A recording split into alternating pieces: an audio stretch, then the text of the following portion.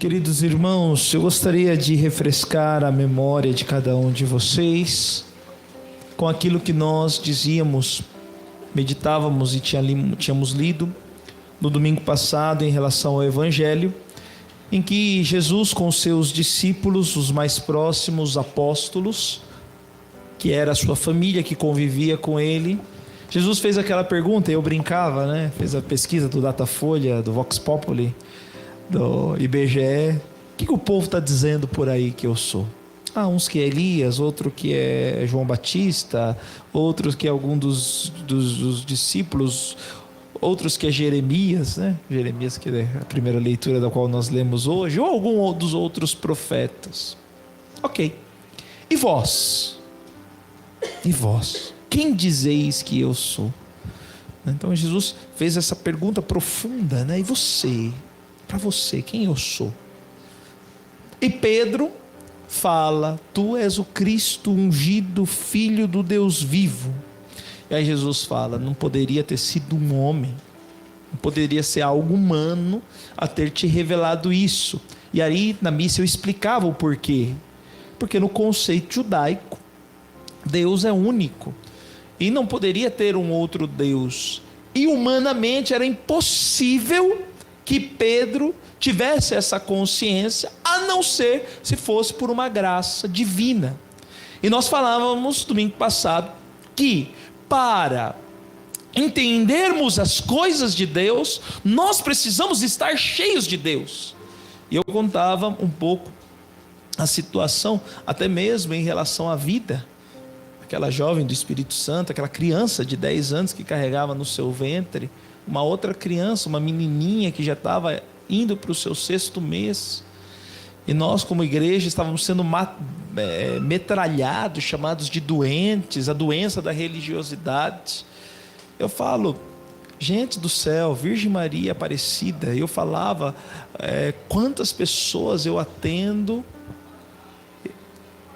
por vezes em confissão, que fala 1, 2, 3, 4, 5 vezes, às vezes um pecado de aborto. Isso fica tão encrunhado na alma que é difícil. Essa pobre menina que já sofreu o trauma de ser violentada e já vinha sendo violentada há 4 anos, entende? Há 4 anos acontece essa atrocidade, dessa violentação. De repente disso nasce é gerada uma vida. E a gente acha que tem direito de tirar. E muitas vezes, para entender as coisas de Deus, precisa estar munido dentro de Deus, sobre a graça de Deus. Porque o que acontece? Quando nós não estamos sob a graça de Deus, acontece o que aconteceu hoje, no Evangelho de agora, que nós acabamos de ler. Jesus, depois de falar para Pedro, tu és Pedro, sobre essa pedra edificarei a minha igreja, não foi a carne, não foi uma coisa humana que foi revelada em você, foi a graça de Deus, por isso eu te darei a chave do reino dos céus. O nome dele mudou de Simão para Pedro. Deus confia a ele uma missão. Então imaginemos que Pedro naquele momento se inflamou, né? Se achou que era o supra-sumo, achou que era a bola da vez. Porque na hora que Jesus começa a falar, olha gente, é necessário que o Filho do Homem vá a Jerusalém, sofra na mão dos anciãos, sumos sacerdotes e mestre da lei, morra e ressuscite no 3º dia. Aí Pedro toma a frente. Ou seja, ocupa um lugar que não é o dele. Ele se sobrepõe à pessoa de Jesus e fala, Jesus, chega junto aqui.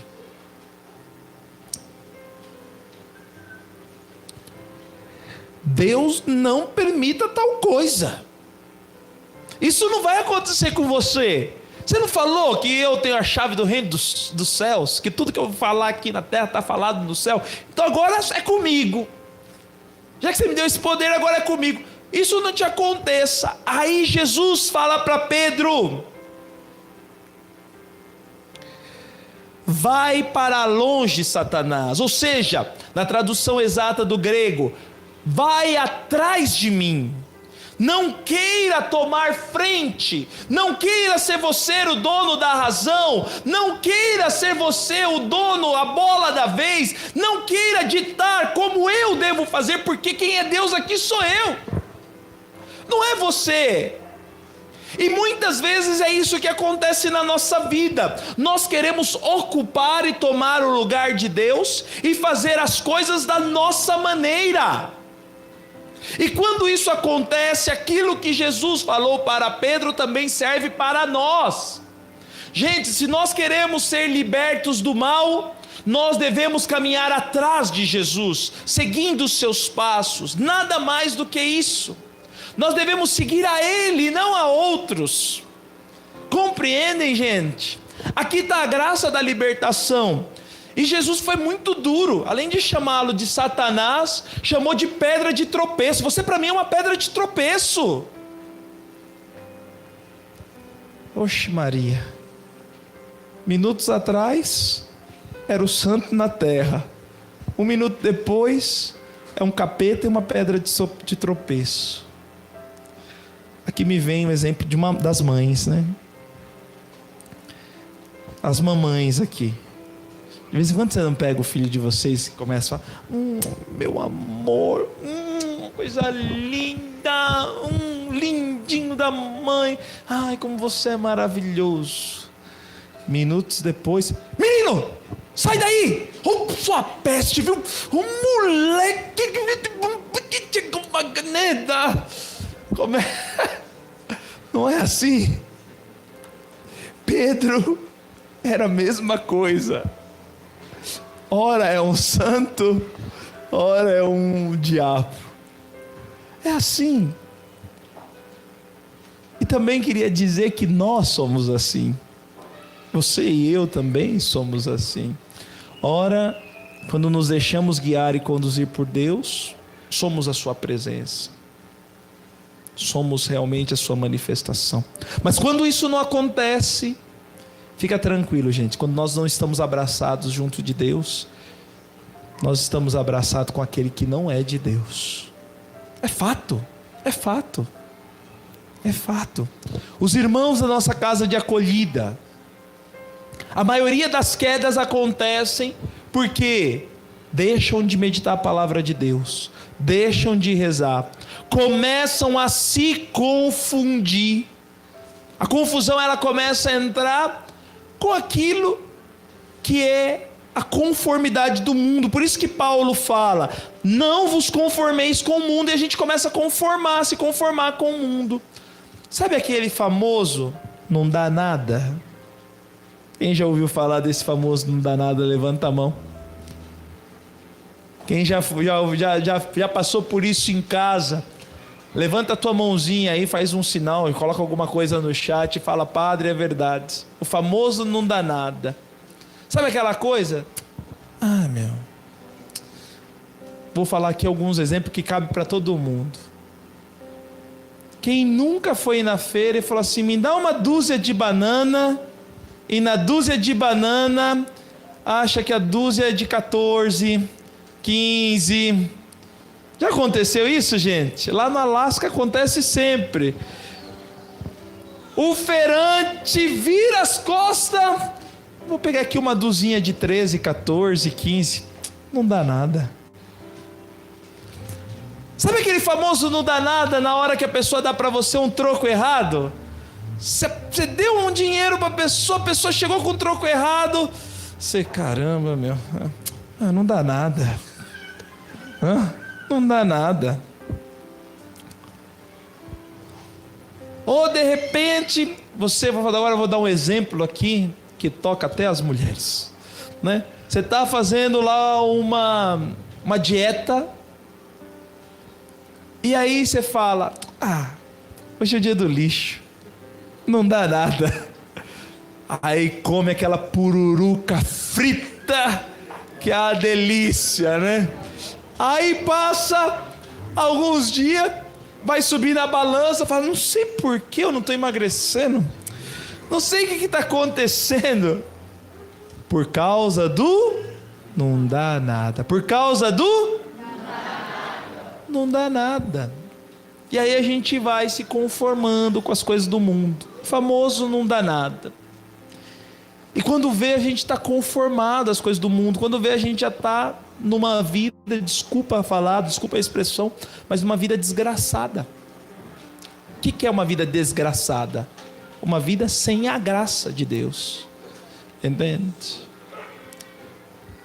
Gente, São Paulo ele fala aqui na segunda leitura. Vamos oferecer um sacrifício vivo, santo e agradável a Deus. Eu explicava que sacrifício significa, não tem nada a ver com sacrifício. Sabe, as pessoas têm esse conceito de sacrifício. Tipo, ufa, tem que ir na missa, viu? Tem que ir na igreja. Tem que levar essa menina para a escola. Tem que trabalhar. Ai, que sacrifício. Ai, tem que limpar essa casa. Ai, que sacrifício. Mas sacrifício não é isso, não. Nós explicamos nas outras missas que sacrifício significa ato sagrado. Sagrado. Fício vem de ofício. Empenho sagrado. Dou um exemplo. Nós podemos viver de duas formas: o sacrifício ou o tédio. Quando eu falo para você, quando você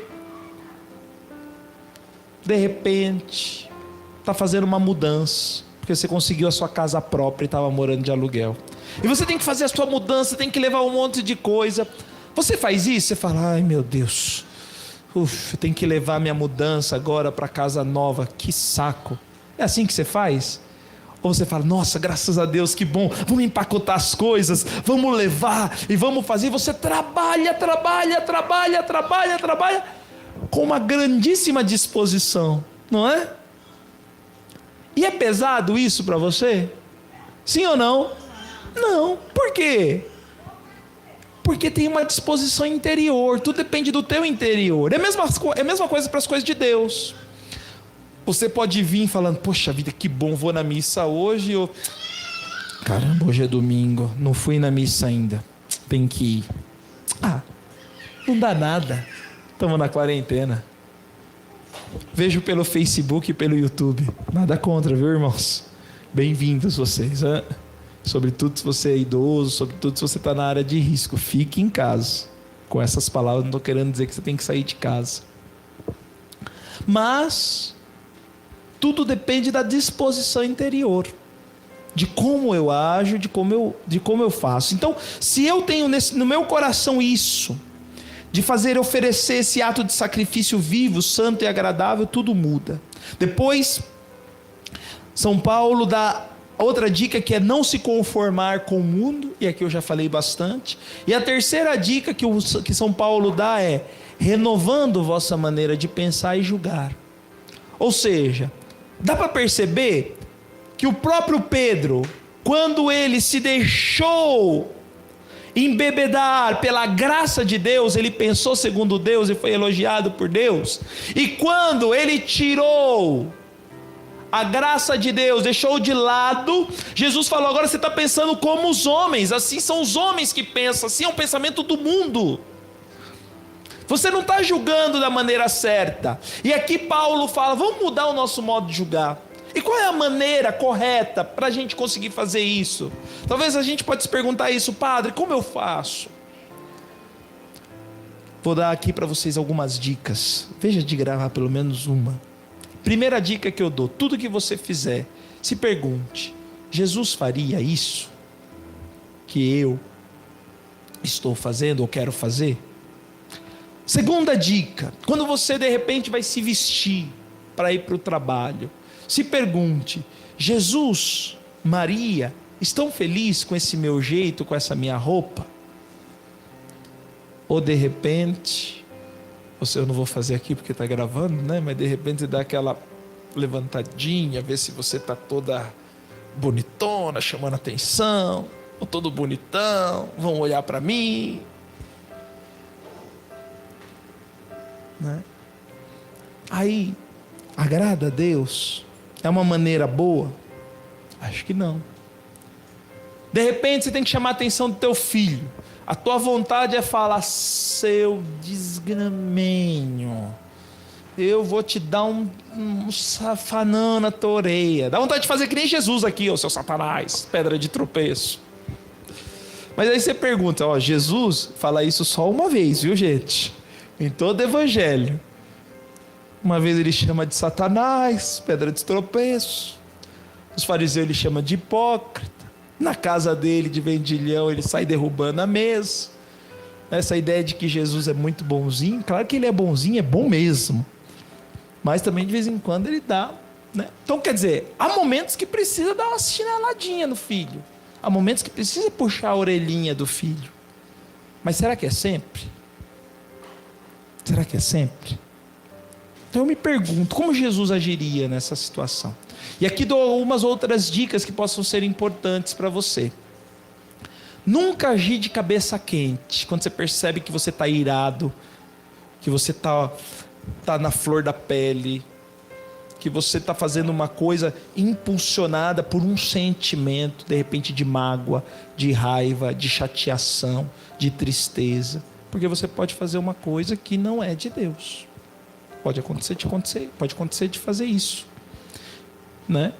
Então são atos que não agradam a Deus. Então, como eu posso fazer isso que Paulo está falando? Pensar um modo de julgar, para distinguir, para fazer a vontade de Deus.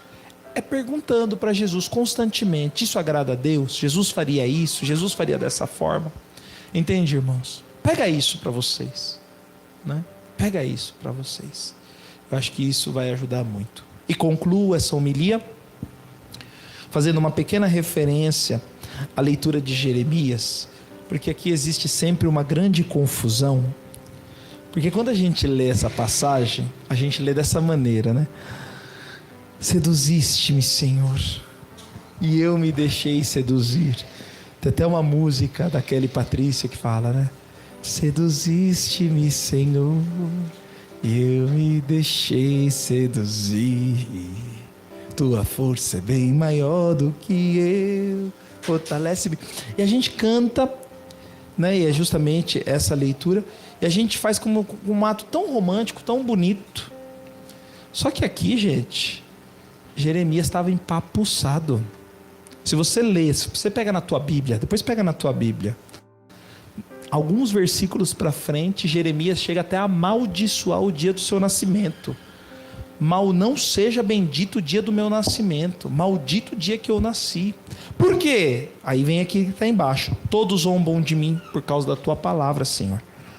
Me tornei causa de irrisão, ou seja, todo mundo tira sarro de mim por causa da tua palavra, Senhor. Quando eu levanto a voz, clamando contra a maldade e invocando calamidades, eu sou fonte de vergonha, de chacota. Não quero, olha que ele fala, não quero mais lembrar-me disso. Não quero mais lembrar-me de ti, Senhor, nem falar mais no nome dele, no teu nome. Porém, senti um fogo ardente que me penetrava todo o meu corpo. Me esforcei para não realizar aquilo que ele tinha para mim. Porém, o Senhor me seduziu. E diante da sua força, quem sou eu para me opor e para ir contra? Entende? Aqui na verdade existe uma luta, um conflito interior. E eu pergunto para vocês que estão aqui, vocês que estão em casa, quem daqui nunca sentiu vontade de falar: eu não aguento mais, eu vou embora, eu vou sair da caminhada, eu não quero mais saber das coisas de Deus? Eu acho que todo mundo alguma vez na vida já pensou nisso, sobretudo quem tem um caminho, um compromisso assíduo com Jesus.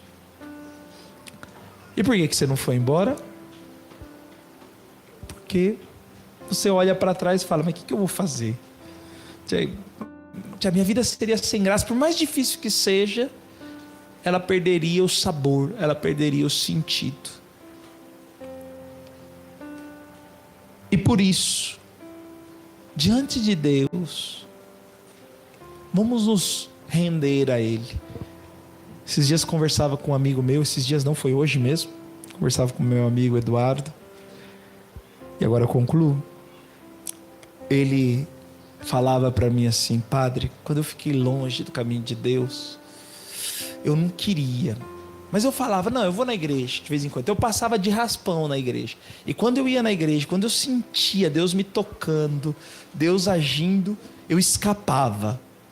Porque eu tinha a sensação que se eu ficasse mais 5 minutos ali, eu não teria mais força de sair da presença de Deus. Deus é assim. Deus é assim. Aí eu falei, ó Eido, quanto tempo você perdeu? Poderia ter voltado antes, voltou só agora. Por quê? Porque com Deus ninguém pode. Né? Com Deus ninguém pode. Tem gente que fica aí lá no Alasca, lá tem umas casas de artigo religioso, que você compra lá um incenso chamado Comigo Ninguém Pode. Resolve nada, rapaz. Com Deus ninguém pode. Entende? Com Deus ninguém pode. Entende? E a gente vai atrás de tantas outras coisas. E valeria tanto a pena só se render a Deus. Só deixar Deus agir em nós. Amém.